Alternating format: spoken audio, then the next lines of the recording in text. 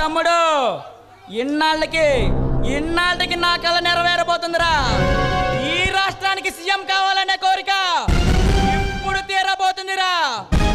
ఇక ఈ రాష్ట్రం మన గుప్పెట్లోకి రాబోతుందిరా.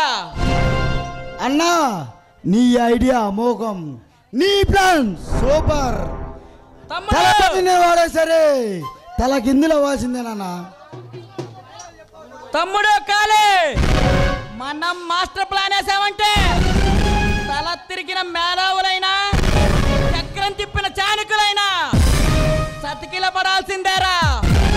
చదరంగంలో రాజుతో అడవిలో ఉండే పులితో ఈ రాజకీయంలో ఈ రుద్ర భగవంతో పెట్టుకుంటే మాడి మసవాల్సిందేరా. అన్నా ఎన్నాళ్ళు రౌడీయుధంతో కూలీలు కబ్జాలు చేసి కోట్లు కొల్లబెట్టాం. ఇక నువ్వు సీఎం కాబోతున్న ఈ సందర్భంలో 1,000 కోట్లు కుంభకోణాలు చేయాలన్నా. తమ్ముడు ఈ లుచానాయాలకి 4 ఎంగిలి మెతుకులు పారేస్తా సార్రా.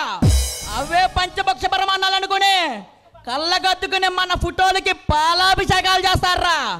ఇక మన కులం వాళ్ళైతే కట్అవుట్లు పెట్టి రచ్చ రచ్చ చేస్తారా.